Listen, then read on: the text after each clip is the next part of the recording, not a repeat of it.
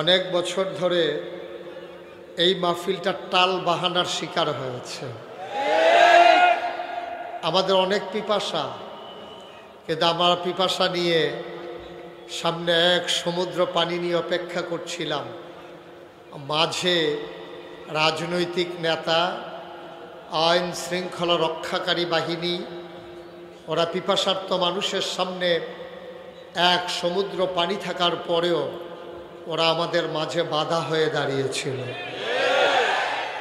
এই বাধা আল্লাহ তাবারক ওয়া তাআলা দূর করে দিয়েছেন বিধায় এবছর একেবারে জাঁকজমকের সাথে আনন্দ ঘন পরিবেশে তিনি আমাদেরকে সুযোগ করে দিয়েছেন। আমরা পূর্ণাঙ্গ ব্যবহার করতে চাই সুযোগটার। আল্লাহ যেন কবুল করে, সবাই পড়ে আমিন। বন্ধুগণ, আমি যখন যেটা বলতে বলি, মাইকটা একটু কমাই দাও। আমি যখন যেটা বলতে বলি আওয়াজ করে বলবেন ইনশাআল্লাহ। এদিক সেদিক তাকানো, কথা বলা, এটা আমি পছন্দ করি না, সবাই জানেন। মাছের মতো নিষ্পলক নয়নে, খরগোশের মতো কান খাড়া করে আমরা কথা শুনবো ইনশাআল্লাহ। ওয়া তৌফিকি, সবাই পড়েন আমিন। জোরে, আরো জোরে পড়েন আলহামদুলিল্লাহ, বলেন সুবহানাল্লাহ, আল্লাহু আকবার। শুকরিয়া আদায় করলাম কার? করব কার? করে যাব কার? লস না লাভ? কম না বেশি? প্রমাণ আছে নাকি নাই? আমার আল্লাহ রাব্বুল আলামিন কোরআনুল কারীমে কত সুন্দর করে ওয়াজ করে দিলেন। আল্লাহ বলেন, লা ইন শাকারতুম লা আযীদান্নাকুম। ও দুনিয়ার মানুষ, নামত পেয়ে যদি শুকরিয়া আদায় করবে, যেই নামত পেয়ে শুকরিয়া আদায় করবে, শুকরিয়া আদায়ের কারণে ওই নামত আমার আল্লাহ আরো বহুত গুণে বাড়িয়ে দেবেন। বলেন সুবহানাল্লাহ। আমার আল্লাহ যা বলেন তা করেন নাকি করেন না? কম কম না বেশি বেশি? প্রমাণ আছে নাকি নাই? কোরআনুল কারীমে 30 পারায় সূরা বুরুজের শেষ অংশে আল্লাহ কত সুন্দর করে ওয়াজ করে দিলেন। আল্লাহ বলেন, ফাআলুল লিমা ইউরিদ। আমার আল্লাহ এমন আল্লাহ, তার যা মন চায় ওই কাজটাকে আমার আল্লাহ বেশি বেশি করে দেন। বলেন সুবহানাল্লাহ। আল্লাহ দুনিয়ার মানুষের মতো না। দুনিয়ার মানুষ বলে একটা, করে আর একটা, ঠিক কিনা? অসুখে পড়লে একরকম, ভালো হয়ে গেলে আর একরকম, বিপদে পড়লে একরকম, বিপদ দূর হয়ে গেলে আর একরকম, নির্বাচনে দাঁড়াইলে একরকম, পাশ করার পরে আর একরকম, ঠিক কিনা?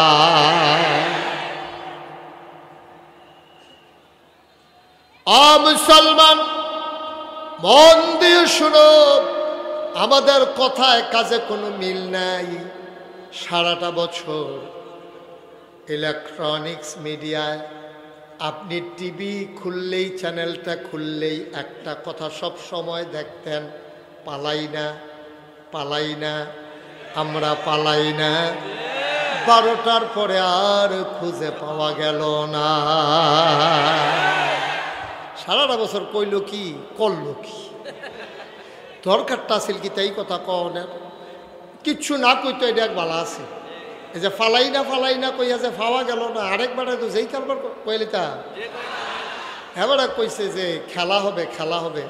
তা আমরা ফলাফান তো রেডি হইতেছে। ওমা, ফলাফান যখন নামছে প্লেয়ার নাই, প্লেয়ার ভাইগা গেছে। নাউজুবিল্লাহ বলবেন না?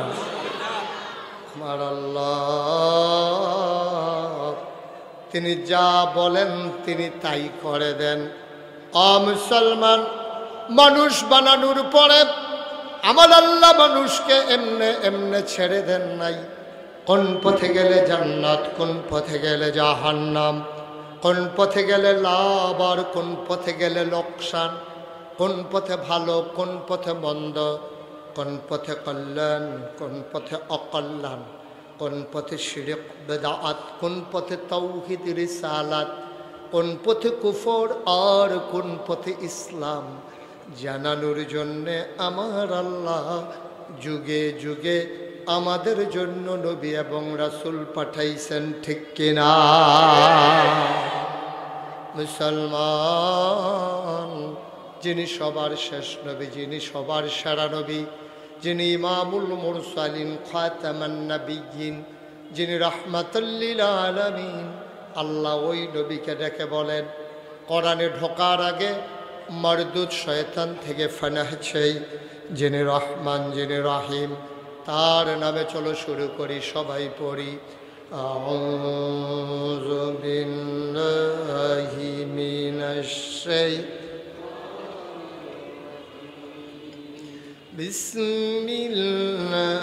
বিসমিল্লাহির রাহমানির রাহিম। ইয়া আইয়ুহান নাবিয়্যু তাকিল্লাহ ওয়া লা তুতি'ল কাফিরিনা ওয়াল মুনাফিকিন। মরদুদ শয়তান থেকে ফানাহ চাই, যিনি রহমান, যিনি রহিম, তার নামে শুরু করছি। বন্ধুরা আমার, ভাইরা আমার, কোরআনুল কারীম 30 পারার ভিতরে 21 পারার সর্বশেষ সূরা, সূরার নাম সূরা আহজাব, 73টা আয়াত, 9টা রুকু। আল্লাহ ডেকে বলেন ইয়া আইয়ুহান নবী, হে নবী, ইত্তাকিল্লাহ, আপনি ভয় পাবেন শুধুমাত্র, কেবলমাত্র, একমাত্র আমার আল্লাহকে। বলেন সুবহানাল্লাহ।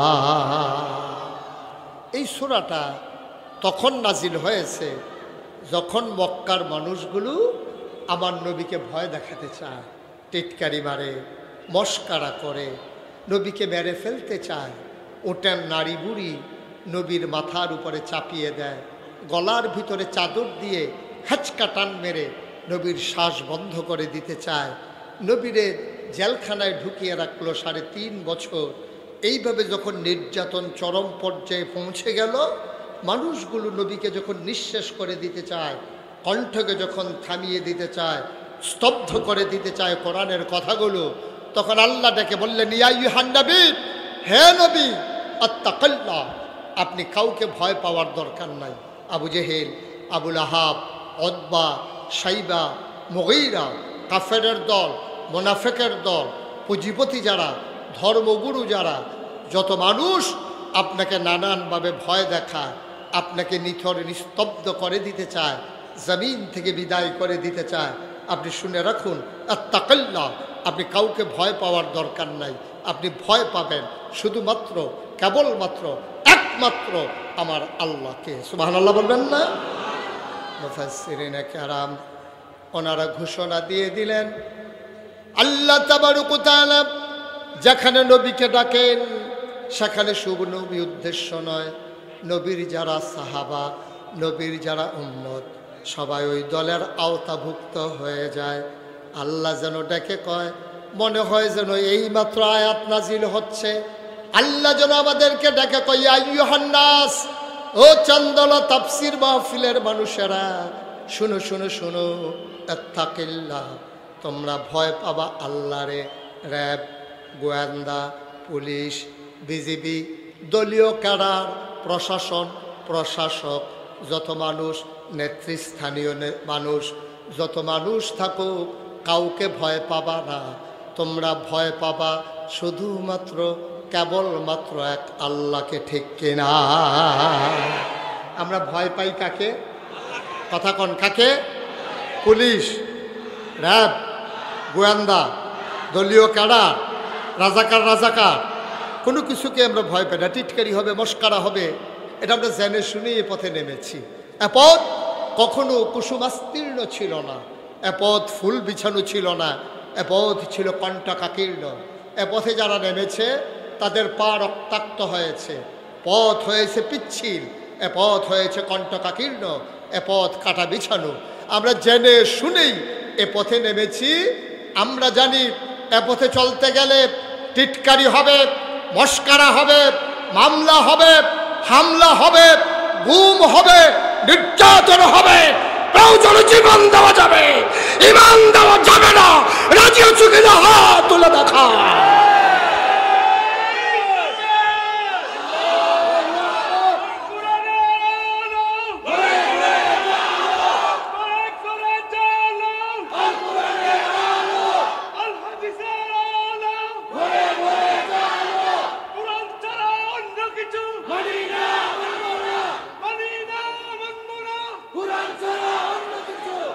সবাই পড়ে না আমিন, জুড়ে পড়ে না আমিন। ১৫০০ বছর আগে আল্লাহর নবী যখন মক্কার জমিনে দ্বীনের দাওয়াত দিতে শুরু করলেন, দেখবেন আজকের জমানার সাথে যেন হুবহু মিল, একেবারে একরকম মনে হবে। তৎকালীন জামানায় নবী দাওয়াত দেওয়ার সময় ৩ দল লোক বিরোধিতা করেছে। কয় দল? ঘুমাই গেছেন আপনারা? মঞ্চে যারা আছে তারা কথা না কইলেও সারবো। হ্যাঁ, তারা যে বইয়া রইছে এটা তারা হোতাফা না বইয়ে এনা রইছে কেন? হ্যাঁ, কয় দল? বা কথা কয় না, কয় দল? ৩ দল লোক ইসলামের বিরোধিতা করেছে। কয় দল?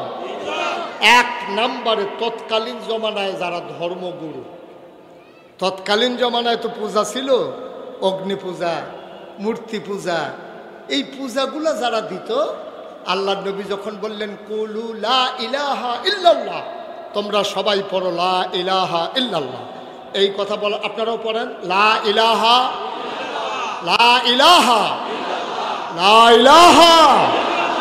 যখন নবীজি বললেন সবাই মিলে কিন্তু পড়লেন না, তখন ১ নম্বরে নবীর সামনে যারা পক্ষে থাকা দরকার ছিল তারাই ১ নম্বরে বাধা হয়ে দাঁড়িয়েছে। ওই মানুষগুলো কারা? যারা পূজা দিত, যারা পার্বণ করত, যারা ওই মূর্তি পূজা ছিল। তো তখন কথা বলেন না, একটু পেছনে যান। হ্যাঁ, আছে, জায়গা আছে। ওই যে করে সীমানার দিকে গেলে আপনার একটু সাফের দিকে আপনার জায়গা দেখেন। আপনি লাইন উঠুন। হ্যাঁ, আপনি দেরি হইয়া দিচ্ছেন না, অসুবিধা নাই, দেখবে। হ্যাঁ, সবাই কনা আমিন, জোরে কনা আমিন। এবারে ওই ইমাম শব্দ লেগে সব জায়গাতে একটু আগুইয়া খাওয়া হয়, এটাও সুবিধা নয়। এবার মসজিদেও দেখছি সামনে খাওয়া হয়। এবার আর এই যদি সমানে কাতার অন্যান্য তুলে নামাজ হইতো না। হ্যাঁ, আমিন কর। এবারে ইমাম সব মানুষ এবারে কিন্তু সামনেই বইব। হ্যাঁ, তোমার মার হাবা কয় না দি এই ত্রিমাংসে বুঝি আমিন কইলে এই আওয়াজ হয়, জোরে কর।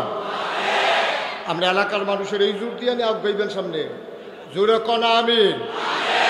মোটামুটি হয়েছে, আরো লাগবে। যেই কথাটা বলতেছিলাম, তো নবী যখন এসে দাওয়াত দিলেন, বললেন তোমরা সবাই পড়ো লা ইলাহা। সবাই কি পড়ছে? সবাই কিন্তু পড়ে না। মানুষ হয়ে গেছে 2 ভাগ। একদল হলো আল্লাহওয়ালা, আরেক দল হলো শয়তানওয়ালা। একদল ফেরেশতার চাইতে উত্তম, আরেক দল জানোয়ারের চাইতে খারাপ। একদল জান্নাতি, আরেক দল জাহান্নামী। এখন জান্নাতি কারা? আবু বকর, ওমর, উসমান, আলী, তালহা, জুবায়ের, আব্দুর রহমান ইবনে আউফ, সাদ ইবনে রাবিয়া। তৎকালীন জমানায় একদল জান্নাতি, আরেক দল জাহান্নামী। জান্নাতি যারা আবু বকর, উমর। আমরা এখানে যারা আছি, আমরা কি জাহান্নামী না জান্নাতি? তাইলে আমরা আবু বকর উমরের বংশধর। এখন এই বাংলাদেশে তো এখনো আরেক দল আছে যারা জাহান্নামী, আছে নাকি নাই? ওরা কারা? ওরা আবু জেহেল, আবুল আহাব, উতবা, সাইবা, মুগিরা, তাদের বংশধর। ঠিক কিনা কন? তো তৎকালীন জমানায় আবু জেহেল, আবুল আহাব, উতবা, সাইবা, মুগিরা, তারা যেমন ইসলামের পথে বাধা ছিল, এখন যারা তাদের বংশধর, তাইলে তারা এখন বাধা দেবে নাকি দেবে না? স্বাভাবিক জিনিস।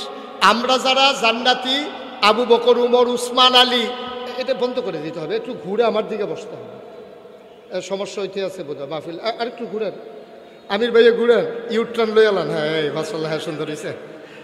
ওয়াজ হেন তারা চাইয়া দিছে। হ্যাঁ, মনে হয় যেন সামনে নির্বাচন করবো। আমির ভাইয়া নমুনায় কয় না, বুট আছে তো, বুট আছে। হ্যাঁ, বুট আছে। মার হাবা কয় না, জোরে কয় না মার হাবা। তাইলে আবু বকরের বংশধর হইলাম আমরা, ঠিক নিও কথা কয় না, ঠিক নেই? তাইলে আমরা যদি আবু বকরের বংশধর হই, যারা ইসলামের বিরোধিতা করে হিসাবে তারা হলো আবু জেহেলের বংশধর, ঠিক কিনা কর?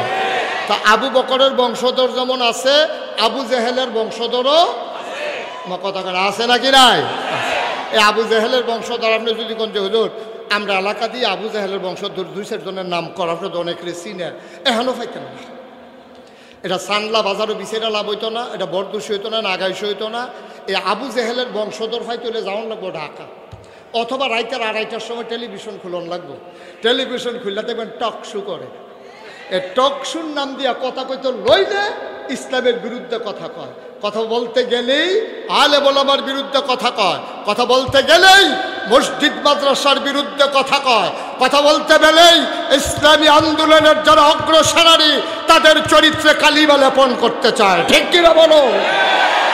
ওরা হইলো আবু জেহেলের বংশধর। হ্যাঁ পাওয়া যায় কয়দিন আগে, গত 3-4 বছর আগে, এখন তো আর এই সাহস কেউ করতো না, আগিলা দিনের কথা আর কি। তো এই কয়েক বছর আগে একবার দেখলাম টক শো করতে আছে একটা ঢাকা ইউনিভার্সিটির প্রফেসর। 4টিখানি কথা না, কোনো অটো ড্রাইভার না সিএনজি ড্রাইভার না, বেলেতে অটো চালায় সিএনজি চালায় বুঝে না, বিষয়টা এরকম না। ঢাকা ইউনিভার্সিটির প্রফেসর, এটা বিশাল বিষয়। ঢাকা ইউনিভার্সিটির চান্স পাওয়া এটাই তো অনেক কঠিন। আর একটু একটা কমাও, ঢাকা ইউনিভার্সিটির প্রফেসর সে করছে কি, শীততাপ নিয়ন্ত্রিত কক্ষে বসে পুলিশ পাহারায় সেমিনারের নামে সে বক্তৃতা দিতেছে। খুব খেয়াল করেন, চিকন কথা, খুব খেয়াল চিকন কথা হইল, যারা পর্দা করে, খেয়াল করেন, পর্দা কি ইসলামের ভিতরে নফল না ফরজ? জোরে কোন নফল না ফরজ? উবায়দুল্লাহ ভাই কোন নফল না ফরজ? ফরজ। পর্দা করা কি ফরজ? তাইলে হেই লোক ঢাকা ইউনিভার্সিটির প্রফেসর কইতে আছে, যারা পর্দা করে, হেজাব লাগায়, নেকাব পরে, তাইলে সেই মেয়েরা ঢাকা ইউনিভার্সিটিতে পড়ার দরকার নাই, তারা কোনো একটা মহিলা মাদ্রাসায় ভর্তি হয়ে যাবে। এটাকে আপনারা একমত? মনে করেন আমাদের যে আজকের সভাপতি মাওলানা কবির আহমদ, ওনার একটা মেধাবী মেয়ে মনে করেন ঢাকা ইউনিভার্সিটিতে চান্স পাইছে, তো উনি প্রিন্সিপাল হুজুর ইসলাম মানে, তো ওনার মাইয়া ওদো পর্দা করে, এখন ওনার মেয়ের ইউনিভার্সিটিতে পড়ে, পর্দা করার কারণে এবার আর মাইয়া ইউনিভার্সিটিতে পড়তে পারবে না। পারবে? তো হ্যাঁ তো কয় পারবে না, কয় পর্দা করে দেখা হ্যাঁ মহিলা মাদ্রাসাত ভর্তি করাই দাও, ঢাকা ইউনিভার্সিটিতে পড়ার দরকার। আমি বলি বেটা, তুমি তো আন্দাজি বুঝো নাই, তুমি কোন দেশে বসে কথা বলতেছো তুমি বোধহয় ভুলে গেছো। এই দেশ বাংলাদেশ, যেই দেশের 92% লোক মুসলমান, ঠিক কিনা কও? যেই দেশে হক্কানি পীর মাশায়েখেরা আলেম ওলামারা এই মানুষগুলোকে নেংটির বদলে লুঙ্গি পরা শিখিয়েছে, হরেরামের জায়গায় কলমা পড়তে শিখিয়েছে, শ্রীর জায়গায় মোহাম্মদ লিখতে শিখিয়েছে, টিকির বদলে টুপি পড়তে শিখিয়েছে, যেই দেশের মুসলমানেরা এশার নামাজ পড়ে দুরুদ পড়তে পড়তে ঘুমোতে যায়, ফজরের আজান শুনলে যাদের ঘুম ভাঙে, সেই বাংলাদেশে মুসলমানের জমিনের উপরে মুসলমানের টাকায় গড়া ইউনিভার্সিটি, যেখানে প্রবেশ থেকে শুরু করে, যেখানে 4র্থ শ্রেণীর কর্মচারী পর্যন্ত তাদের বেতন হয় তোমার আর আমার টাকায়, ঠিক কিনা বলো? সেই ইউনিভার্সিটির হল রুমে বসে তুমি ইসলামের ফরজ বিধান পর্দার বিরুদ্ধে কথা বলো। আমি বলেছি ঢাকা রাজধানীতে শীততাপ নিয়ন্ত্রিত কক্ষে বসে পুলিশ পাহারায় ইসলামের বিরোধিতা করা সহজ, পারলে চন্দনার জমিনে এসে বলো, পিঠের চামড়া নিয়ে ঢাকা যাওয়া যাবে না। মন যা চায় তাই করবা, মুখে দিয়া যা আসে তাই বলবা, সামনে যা পাবা তাই খাবা, এত সুযোগ আর দেয়া হবে না। এখন বাধা আসবে যেখানে, লড়াই হবে সেখানে, ঠিক কিনা বলো? অনেক করেছো তোমরা, মসজিদের মিম্বারগুলো থেকে আলেমদেরকে নামিয়ে দিয়েছ হক কথা বলার কারণে, আমার প্রাণের তাফসীর মাহফিলগুলো বন্ধ করে দিয়েছ, তামাশা করে করে ফান্ডের টাকাগুলো নষ্ট করেছ, তোমরা কোরআনের কথা বলতে দাও নাই, বাধা আসবে তো লড়াই হবে, ঠিক কিনা বলো?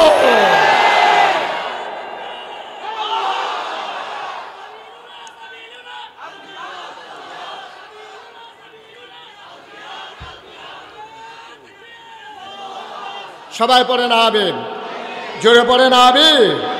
তাইলে নবীজির জমানায় ইসলামের বিরোধিতা করেছে কয় দল লোক? 1 নম্বরে ধর্মগুরু, যারা পূজা দিত। আচ্ছা, তারা বাধা দিল কেন? তাদের তো ধর্মের আরো দরকার, তারপরে তারা বাধা দিল কোনো কারণ আছে।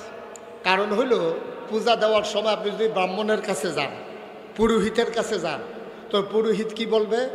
একটা কলার ছড়ি, নতুন একটা ধুতি, নতুন একটা বড় গামছা, তারপরে 2.5 কেজি গাভীর দুধ, একটা ফাড়া। হ্যাঁ, খাসি করলে সুন্দর হইল আর কি, কিন্তু লাগে ফাড়া, আমি খাসি কয়াম কেমনে? তো এই জিনিসপত্র ফাইলা টাইলা সব কইয়া দিছে, মানে হেতারা লয়ে এসে পূজার শেষ। এই যে ধুতি, গামছা, এই কলার ছড়ি, দুধ, ফাড়া, তারপরে ফাইলা, এই সব এখন ফালাই দিছে না ব্রাহ্মণের বাইত নিয়ে গেছে? এখন যদি লা ইলাহা ইল্লাল্লাহ, ইসলাম যদি কায়েম হয়ে যায়, আপনি কি বলছেন? লা ইলাহা, আল্লাহ ছাড়া বিধান নাই, আল্লাহ ছাড়া আবাদত পাওয়ার উপযুক্ত কেউ নাই, পূজা নাই, পার্বণ নাই, যা পাওয়ার আল্লাহ পাবে, সাজদা দেবেন আল্লাহরে, ডাকবেন আল্লাহরে, চাইবেন আল্লাহর কাছে।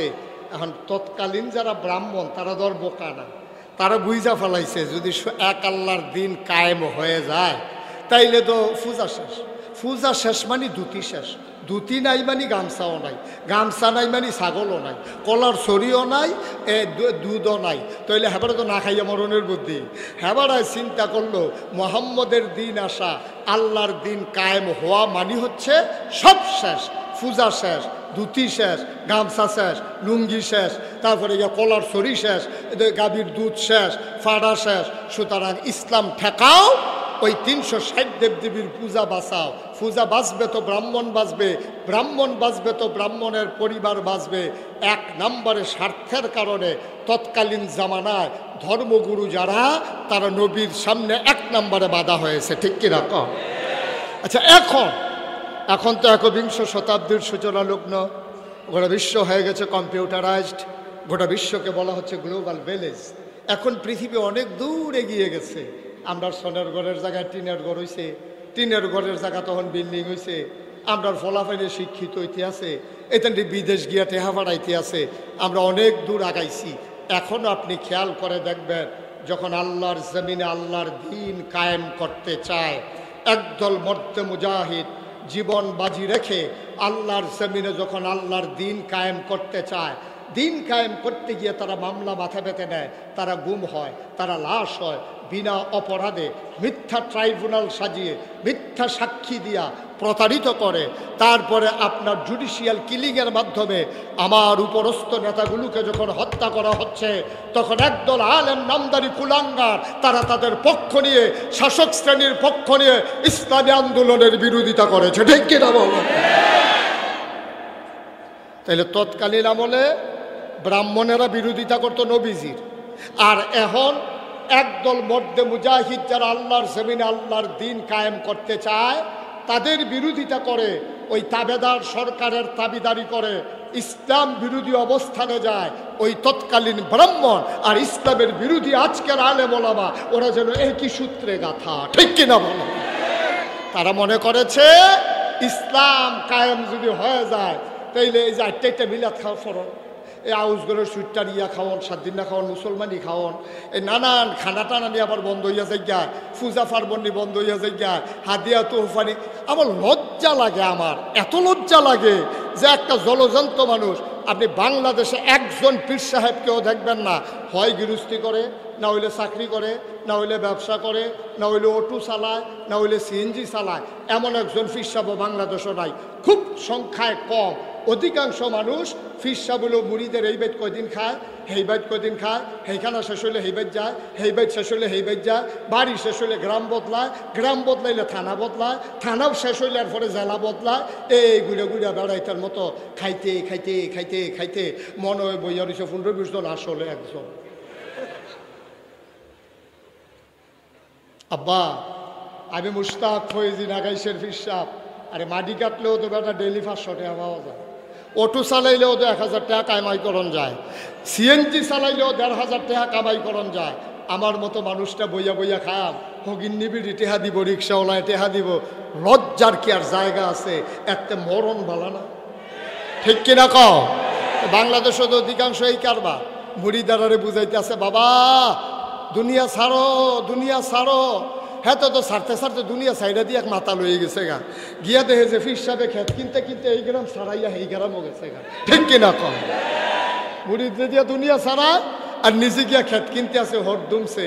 এই কথাটা একজন মুড়িদেও জিজ্ঞেস না নাই যে হুজুর আপনি যে আমদানি দিয়ে দুনিয়া সারাইতেছে আর আপনি তো দুনিয়া সাদর মানে গাও দিয়া লাইছেন, কারবারটা কিতা?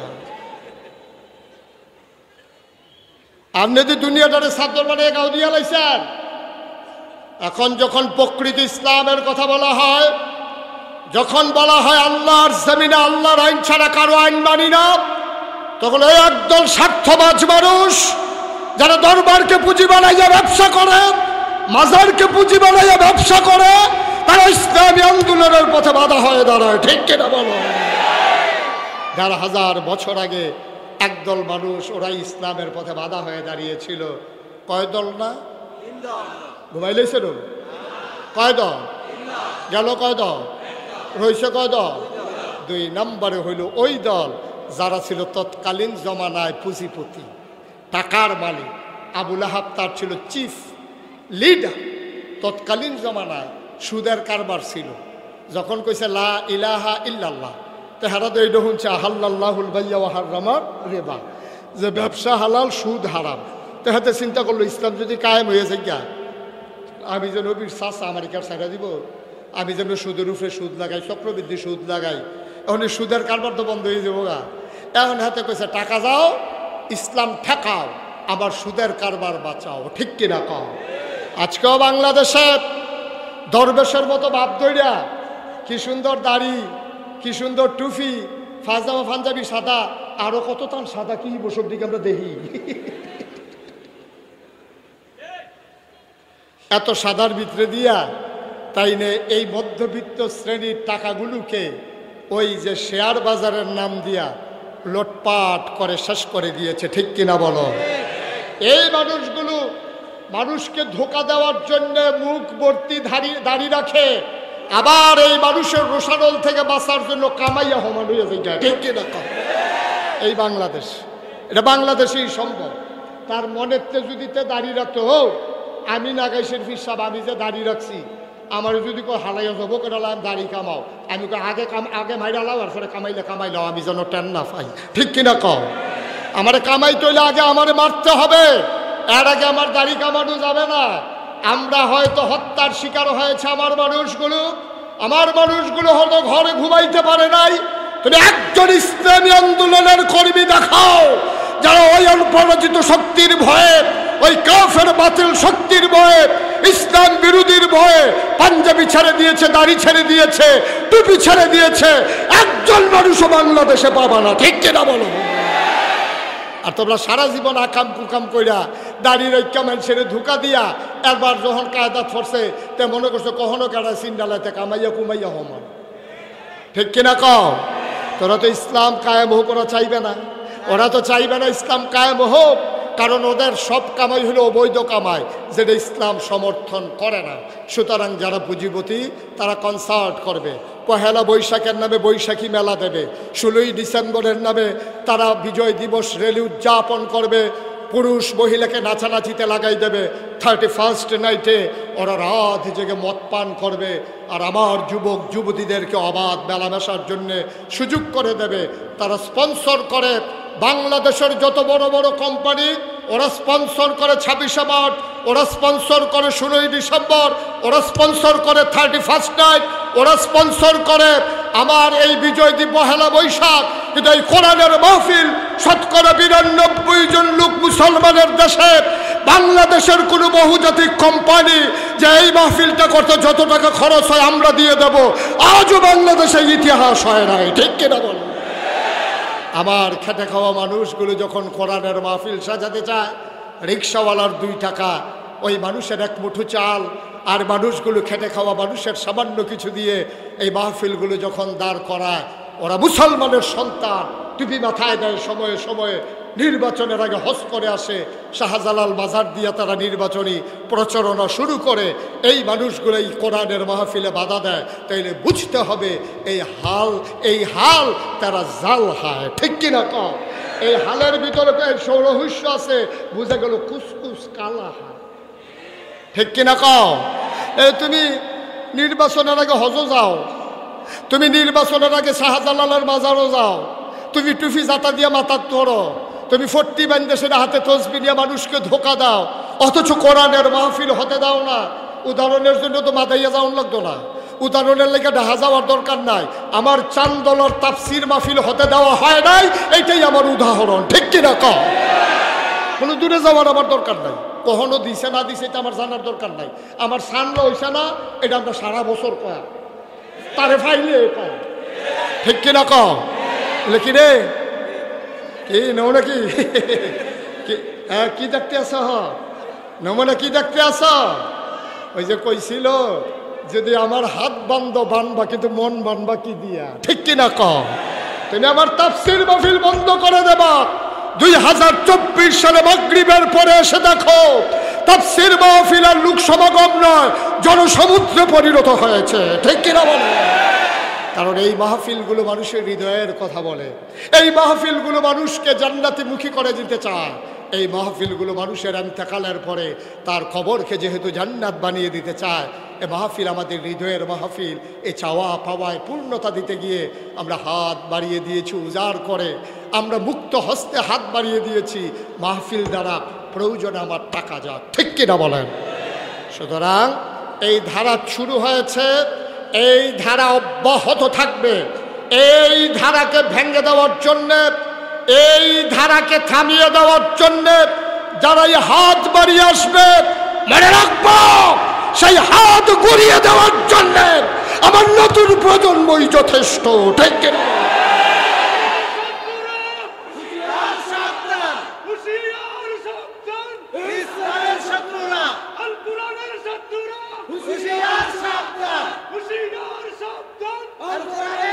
সবাই পড়েন আমিন, জোরে পড়েন আমিন। কয় দল কয় দল গেল? কয় দল গেল? 2 দল। এক দল হলো ধর্মীয় নেতা, 2 নম্বরে হলো পুঁজিপতি যারা কোনো মতে যারা ঠা বানাইছে, কি আর হালাল কি আর আলাপ খায় না, যা পায় তাই খায়। হোগিন্দি বেরির লিখে বিস্কুট হয়েছে, হেই বিস্কুট বাড়িয়াতে খাইয়া বইয়া রয়েছে। সুইরালা যতক্ষণ ফারো সামনে যা পাস নাউজুবিল্লাহ কইতেন না, তারা তো ইসলাম কায়েম হতে দেবে না আব্বা, না দেওয়াটাই তো স্বাভাবিক।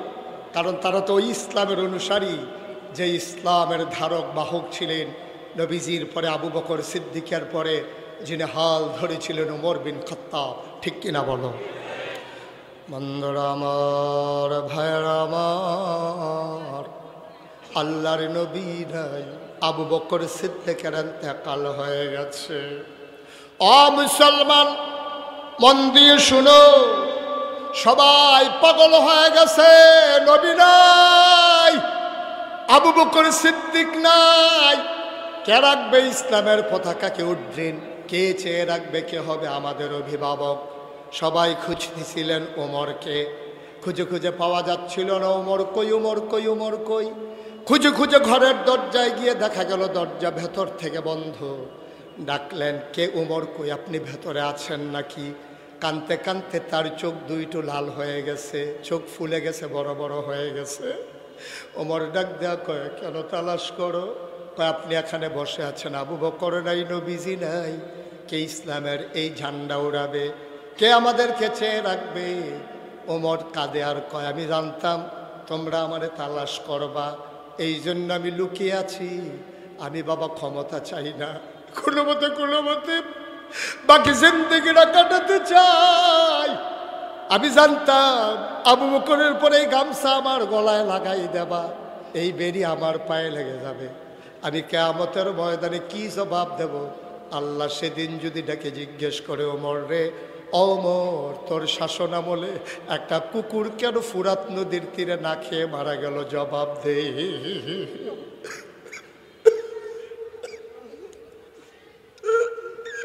ফুরাত নদীর তীরে কুকুর কেন না খেয়ে মারা গেল? জবাব দে।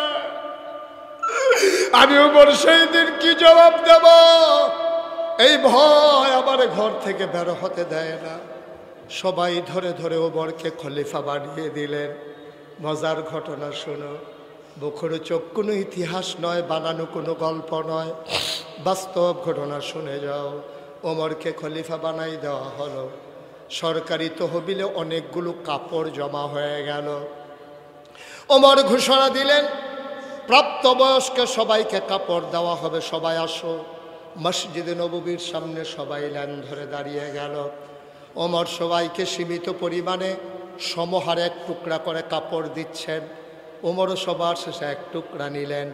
ওমরের ছেলে আব্দুল্লাহ ইবনে ওমরও পেলেন এক টুকরা। সবাই পাঞ্জাবির কাপড় নিয়ে বাড়িতে গেলেন। পাঞ্জাবি বানানো হয়ে গেল।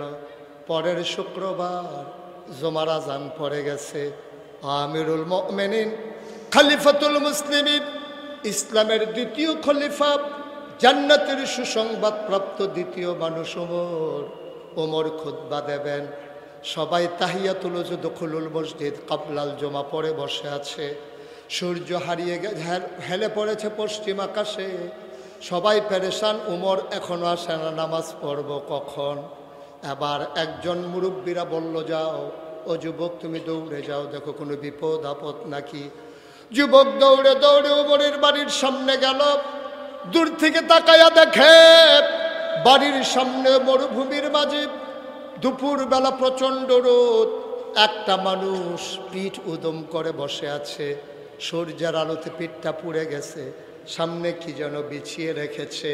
যুবক গিয়ে সালাম দিলেন, আসসালাতু আসসালামু আলাইকা ইয়া আমিরাল মুমিনিন ইয়া খলিফাতাল মুসলিমিন। হে ওমর, আপনাকে সালাম। এখনো কেন জান্নাত নামাজের সময় হয়ে গেছে? এখনো কেন জান্নাত? সবাই মিলে নামাজের জন্য অপেক্ষা করতেছে। উমর বললেন, বাবা তুমি গিয়ে বলো আমি এখনই আসতেছি। আমার পাঞ্জাবিটা আমি যখন গায়ে দিতে যাব দেখি একটু ময়লা হয়ে গেছে। জুমার দিনে ময়লা পাঞ্জাবি গায়ে দিয়ে যাওয়া ঠিক হবে না, এই জন্য পাঞ্জাবিটা ধুয়ে দিছিলাম, শুকাইতে একটু দেরি হয়ে গেছে। এই তো পাঞ্জাবি শুকিয়ে গেছে, তুমি যাও আমি আসতেছি। তাইলে বোঝা গেল অর্ধ পৃথিবীর প্রেসিডেন্ট আমিরুল মুমিনিন খলিফাতুল মুসলিমিন, যার ব্যাপারে নবী নিজেই ঘোষণা দিয়েছেন, আনা খাতামুন নাবিয়্যিন লা নাবিয়্যা বা'দি, আমি হলাম সর্বশেষ নবী, আমার পরে আর নবী নাই। আমার পরে যদি নবী থাকতো আমার উমর আমার পরে নবী হইতো। ওমর পাঞ্জাবি ধুয়ে বসে আছেন, সকালে যাবেন। তাইলে বুঝা গেল উমরের পাঞ্জাবি 10-12টা। কথা কয় না, কয়টা? অর্ধেকটা পৃথিবীর প্রেসিডেন্ট আমিরুল মুমিনিন খলিফাতুল মুসলিমিন পাঞ্জাবি হইল একটা। ইসলাম, এটার নাম হচ্ছে ইসলাম। নির্বাচনের আগে তে বাতাস আইলে গাছ ধরে রইতে তার এনে লইয়া জায়গা বাতাসে, তার বিডার ভিতরে কুত্তা ঘুমায়। তে ফাঁসকরণের পরে তে এলাকার তো বাড়ি করছে কুমিল্লা করছে একটা, ঢাকা করছে একটা। যদি ভাগ্যা জায়গাও লাগে, যদি ভাগ্যা জায়গাও লাগে, এর লেগেতে মালয়েশিয়া এবং কানাডায় সেকেন্ড হোম। তে দ্বিতীয় বাড়ি হ্যাঁ করে রাখছে যেন ভাগ্যা দিলে গিয়া থাহার একটা মোটামুটি ভাড়া ছাড়া থাহন যায়। এই বুদ্ধি করে তে হ্যাঁ করছে, বেড়া হগিন নির্ফুতের নাম বিয়া খা। আরে হগিন নির্ফুতের নাম বিয়া খা, বেড়া ভাত খাইতি, ভাত খাইছ তা তোর বিডাত কুত্তা ঘুমাইছে না রে তোর বিডা। তুই বাতাস এলে বাজার খেয়ে রইছ, অনেকে হাত দিয়ে তুই চা খাইছত না হইলে চায়ের ফেলে তিনের মতো চাইয়া রইছ। হ্যাঁ তারা ফুট করে আর তোর ঠুটু দুদি লড়ে না খাইয়া, এটি আমরা দেখছি না মনে করছ? তুই নির্বাচনে ফাঁস করে কয়টা বেতন পাইছ? তোর বাইক বাড়ি হয়, কুমিল্লা বাড়ি হয়, ঢাকায় বাড়ি হয়, সেকেন্ড হোম করো মালয়েশিয়ায়। হ্যাঁ, লজ্জায় কি মুখ দেখানোর জায়গা আছে? আমার দেশের সাবেক প্রধান মন্ত্রী কইতে শরম করে, সাবেক প্রধান বেরিয়ে কয় আমার ফিওনেও 400 কোটি টাকার মালিক। শরম দিয়াস, শরম দিয়াস। এবারে এটা চিন্তাই করলো না, আমি যে কইতে আছি ফিওনে 400 কোটি টাকার মালিক, বাংলাদেশের মানুষ কি বেহতার আছে? হেতারা যদি মনে মনে কয় আপনি জানি কত কোটি টাকার মালিক। ফিওনে 400, আমার ঘরের বসুইরা কামলা যদি গাড়ি দিয়া যাও তা আমি তো বিমানে যাওয়ার কথা হিসাবে। তো ফিওনে যদি 400 হয় তাহলে যে মালিক প্রধানমন্ত্রী তে কয় 1000 কোটি টাকার মালিক, ও হনে না বারুই কি আছে। এতক্ষণ তো আমরা ধরতে নিয়ে পারছি, আমরা কান্দা দিক মনে করছি হ্যাঁ স্যারের কান্দা। কারবার কি? অর্ধ পৃথিবীর প্রেসিডেন্ট উমর পাঞ্জাবি করারে কথা কনা কয়টা? ইসলাম। এটার নাম ইসলাম, এটার নাম ইসলাম। ইসলাম কারে কয় তাকাই দেখো। আমার নেতাদের উপরে তোমরা কম অপবাদ দিছ। তোমরা কইছো তারা নারী ধর্ষণকারী, তোমরা বলেছো তারা লুটতরাজকারী, তারা হিন্দুর সম্পদ দখলকারী। 5টা বছর আমার 2 নেতা মন্ত্রিত্ব করেছে, তন্ন তন্ন করে তালাশ করা হয়েছে, বানানো অনেক অভিযোগ দিয়েছ, কিন্তু আমার 2 মন্ত্রীর একটা টাকা আত্মসাৎ করেছে তার চরম শত্রুরাও দাবি করতে পারে নাই। ঠিক কিনা বলো? এটার নাম ইসলাম। উমরের পাঞ্জাবি করা কথা তো এখনো শেষ না, মাত্র শুরু হয় না। সাফা দিয়া বউ মার হাবা কয় না রে, জুড়ে কয় না মার হাবা। মুসলমান আবার পাঞ্জাবি উমর গায়ে দিয়া মসজিদের বারান্দায় দাঁড়ালেন। আসসালামু আলাইকুম। রাস্তা খালি হয়ে গেল। উমর আস্তে আস্তে করে মেহরাবের দিকে গেলেন। বিসমিল্লাহ বলে তিনি মিম্বারে উঠলেন। তিনি সালাম দিলেন সবাইকে, আসসালামু আলাইকুম, আউযু বিল্লাহি মিনাশ শাইতানির রাজিম, বিসমিল্লাহির রহমানির রহিম। তিনি খুতবা দেবেন, এমন সময় একটা যুবক পেছনে দাঁড়াইছে, টান দিয়া খাপের ভেতর থেকে তরবারি বের করে উঁচু করে ধরেছে। ওমর তাকিয়ে আছে। যুবক ডাক দিয়া কয়, ওমর, ইয়া আমিরাল মুমিনিন, ইয়া খলিফাতাল মুসলিমিন, আপনি খুতবা দেবেন না, আপনি খুতবা দেওয়া বন্ধ করেন, আগে একটা প্রশ্নের জবাব দেন। কত কিছুদিন আগে সমহারে সম পরিমাণে সবাই এক টুকরা করে কাপড় নিলাম, সবাই পাঞ্জাবি বানালাম নতুন। কারো পাঞ্জাবি হাঁটুর নিচে নামে নাই, কারো পাঞ্জাবির কাপড় হাঁটুর নিচে নামে নাই। আপনার পাঞ্জাবি দেখি নেসফে সাক হয়ে গেছে, হাঁটু থেকে 1 বিগত নেমে গেছে। অবশ্যই আপনি কাপড় চুরি করেছেন অথবা ক্ষমতা দেখাইয়া কাপড় বেশি নিছেন। কোনটা করেছেন জবাব দেন। যতক্ষণ জবাব না দেবেন ততক্ষণ পর্যন্ত মদিনার মুসলমান আপনার খুতবা শুনবে না। পারবেন এমপি সাহেবের গাড়ির সামনে খেয়ে রিটার্ন পারবে না? কথা না পারলেও কইবেন, না পারলে না কইবেন। ধুম ধরে রিটার্ন দিতে এই এমপি সাহেব মন্ত্রী সাহেবের গাড়ির সামনে দিয়ে দাঁড়িয়েতেন পারবে? যে মন্ত্রী সাহেব আগে দিয়ে রিক্সা তুলনের ভাড়া পাইছেন না, চান্দা তুললা নির্বাচন করাইলাম, আপনি যখন গাড়ি দিয়ে ফু করে দেখেন পেপু করে গেছে গীতাছেন কারবারটা গীতা, এই যে কুট শুট ফইরা রইছেন দেহা পাইছেন কো, এই কথা জিগাইতেন পারবে? এই জিগাইতেন পারতেন না দেখা ধ্বংস। যদি পারতেন তাইলে এই ধ্বংস হইতো না। পুরো পৃথিবীর ইতিহাসে সভ্যতা শুরু হওয়ার পরে রাষ্ট্রীয় অবকাঠামো যেদিন থেকে শুরু হয়েছে, যেদিন থেকে রাষ্ট্রের সূচনা হয়েছে, দেশ কাকে বলে যেদিন থেকে মানুষ জানতে পেরেছে, ওই দিন থেকে আজকে পর্যন্ত পৃথিবীর ইতিহাসে সরকার বদল হয় আন্দোলনের মুখে, মৃত্যুর কারণে অথবা নির্বাচনের কারণে। কিন্তু পৃথিবীতে কোথাও কোনো দেশে একসাথে সরকার বদলের পরে 330 জন মেম্বার অফ পার্লামেন্ট, আমলা কামলা বদুল্লা, র্যাব, গোয়েন্দা পুলিশ, বিজিবি, তারপরে আপনার বড় বড় কর্মকর্তা, ব্যবসায়ী, উপদেষ্টা একসাথে একটা দেশ থেকে সব পালিয়ে গেছে। বাংলাদেশ ছাড়া আর কোথাও হয় নাই। ঠিক কিনা বলো? ওই যে ডাক দেয় না জিগেন না নাই যে ওই পাঞ্জাবির কথা যদি জিগাইলে যে তো তোর ভাগ্য জিগাম লাগে না, ও জিগেন না নাই জিগাইতে দিছে না, তখন আর তারা থাকে না। আমি জিজ্ঞেসলাম গেল কে রে, ফলাফাইনে কয় থাকলে আমি ওই কিতা করা এরকম যেত ফাইলে বিলে কিতা করলো নাউজুবিল্লাহ কন্যা কেন জোরে কন নাউজুবিল্লাহ। এখন উমর দাঁড়িয়ে আছে আর যুবক তরবারি খুলে, কথা মনে আছে তো নাকি? যুবক তরবারি খুলে দাঁড়িয়ে আছেন। জবাব দেন। পাঞ্জাবি কেন লম্বা? আগে জবাব হবে তারপরে খুতবা হবে। ওমর চুপ মেরে দাঁড়িয়ে আছেন।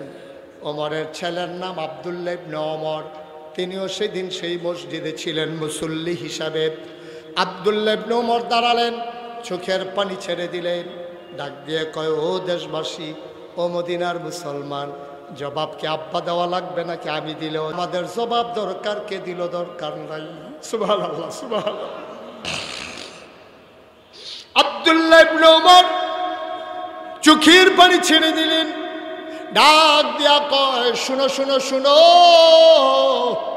ও মদিনার মুসলমান শুনো, আমার আব্বা চোর না, আমার আব্বা কাপড় চুরি করে নাই, আমার আব্বা ক্ষমতা দেখাইয়া এক টুকরা কাপড়ও বেশি নেয় নাই। এত কথার দরকার নাই, পাঞ্জাবি লম্বা হলো কেমনে বলে দাও, আমাদের কোনো ব্যাখ্যা শুনতে চাই না, পাঞ্জাবি কেমনে লম্বা এটার জবাব দাও। আবার মদিনার মুসলমান চুপ মেরে আছেন। আব্দুল্লাহ ইবনে উমর ডাক দেয়া কয়, ভাই শোনো, আমি আব্বার বড় ছেলে, আমার নাম আব্দুল্লাহ। ভাই, আমার আরো ভাই আছে, বোন আছে। গত কয়েকদিন আগে রাতের বেলা আমার ভাইয়েরা আম্মাকে ধরেছে, আম্মা আম্মা আম্মা, অনেক দিন হয় ফিন্নি খাই না, আম্মা গো দয়া করে আব্বাকে বলে একটু ফিন্নির ব্যবস্থা করো। বলে যে ঠিক আছে বাবা, তোমার বাবা আসলেই বলবো।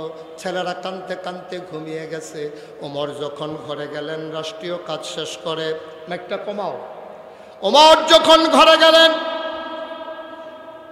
রাষ্ট্রীয় কাজ শেষ করে, ওমর ঘরে যাওয়ার পরে ওমরের বিবি ডাক দেয়া কয়, স্বামী আমার, বাচ্চারা ফিন্নি খেতে চায়, দয়া করে আপনি একটু বরাদ্দ দেন যেন ফিন্নি খেতে পারে। কয় বাচ্চারা কই? কয় কাঁদতে কাঁদতে ঘুমিয়ে পড়েছে। ওমর বললেন বাচ্চাদেরকে ডেকে উঠাও।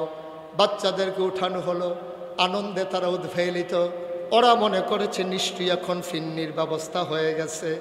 ছেলেরা যখন উঠেছে ওমর ডাক দিলেন, বাবা কাছে আসো, শুনলাম তোমাদের মায়ের কাছে তোমরা নাকি ফিন্নি খেতে চাও। কই জি বাবা, অনেক দিন হয় ফিন্নি খাওয়া হয় না। ওমর চোখের পানি ছেড়ে দিয়ে কয়, তোমাদের জন্য ফিন্নির ব্যবস্থা হয়ে যাবে, টেনশনের দরকার নাই। বাচ্চারা কয় বাবা, ও বাবা কবে ফিন্নি হবে? ওমর বুসকি হেসে কয়, মদিনায় সবার ঘরে যেই দিন ফিন্নি হবে।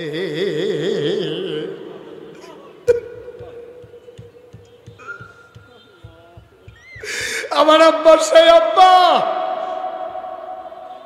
সন্তানের আপনারা বাবা ফিন্নি রান্না করতে দেন নাই, আর কাপড় চুরি করবে এটা তোমরা ভাবলা কেমনে? আমার আব্বা কাপড় চুর না, আমার আব্বা কাপড় চুরি করে নাই। আবার ওমরের ছেলে যখন এভাবে সাফাই গাইতেছে, লোকজন বলতেছে বলে দাও কেন কেন তোমার আব্বার পাঞ্জাবি লম্বা হইল কেমনে? এবার ওমরের ছেলে আব্দুল্লাহ ইবনে ওমর কয়, ভাই তোমরা সবাই এক টুকরা করে কাপড় পেয়েছো, আমার বাবা পেয়েছে এক টুকরা, আমি পেয়েছি এক টুকরা, বাপটা 2 টুকরা পেয়েছি। বাড়িতে গিয়া দেখলাম আমার পাঞ্জাবিটা এখনো নতুন আছে, আগেরটা এখনো ছিঁড়ে যায় নাই, এখনো পুরানো হয় নাই। আমি আব্বাকে বললাম, আব্বা ও আব্বা, এবার মনে হয় শীত পড়বে বেশি, দেশের নমুনা ভালো না, আপনি বয়স্ক মানুষ, আমার আগের পাঞ্জাবিটা এখনো ভালো আছে, আমার টুকরা কাপড়টা আপনারে দিয়ে দিলাম, আপনি 2 টুকরা কাপড় জোড়া লাগাইয়া একটা লম্বা করে পাঞ্জাবি বানার আরাম পাবেন। ও মদিনার মুসলমান, আমার আব্বা কাপড় চুরি করে নাই, আমার আব্বা ক্ষমতা দেখায়া কাপড় বেশি নেয় নাই, আমার টুকরা কাপড় আব্বাকে দিয়ে দেওয়ার কারণে আমার আব্বার পাঞ্জাবি লম্বা হয়েছে। আমার আব্বা কখনোই চুরি করতে পারে না। মদিনার মুসলমান সবাই বলে ঠিক আছে ওমর খুতবা দিয়ে দাও। ওমর কয় না, আমি খুতবা দেব না। ওই যে যুবকটা তরবারি উঁচু করছিল সে কই? আবার যুবকরে ডাক দিছে, আসো সামনে আসো। সবাই রাস্তা করে দিল, যুবক মাথা নিচু করে আগাইল। ওমর মিম্বার থেকে নামলেন, ওমর হাত ছড়িয়ে দাঁড়ালেন, যুবক লাফ দিয়ে ওমরের বুকে পড়ে যায়। ওমর ঝাপটে ধরেছে, ওমর কান্দে, যুবকও কান্দে। আবার উমর ছেড়ে দিয়ে কয়, যুবকেরা রে, ও মদিনার মুসলমানেরা, যেই দিন পর্যন্ত ইসলামের ভিতরে অসঙ্গতি দেখলে, অনিয়ম দেখলে, কোনো সমস্যা দেখলে, যেই দিন পর্যন্ত এইভাবে তরবারি খুলে যুবক দাঁড়িয়ে যাওয়ার ক্ষমতা রাখবে, ওই দিন পর্যন্ত ইসলামের দিকে চোখ বড় বড় করে তাকানোরও সুযোগ কেউ পাবে না, ঠিক কিনা? আজকে 250 কোটি মুসলমান থাকার পরে আজকে আমার ভারতের ঝিলাম নদীর পানি স্বচ্ছ স্ফটিকের মতো, ডালিমের দানার মতো যে পানি ছিল স্বচ্ছ, সেই পানি আজকে রক্তে রঞ্জিত হয়েছে, আমার কাশ্মীরের মুসলমানের রক্তে, ঠিক কিনা বলো? আজকে নাফ নদীর পানি আজকে রক্তে রঞ্জিত হয়েছে আমার আরাকানের মুসলমানের রক্তে। আজকে তাকিয়ে দেখো, ফিলিস্তিনের দুদু মরুভূমি রক্তে রঞ্জিত হয়েছে আর হাড় গোড় দিয়ে সেই মরুপ্রান্ত আজকে হাড় ঘুরের একটা বিশাল বড় মনে হয় কারখানা হয়ে গেছে।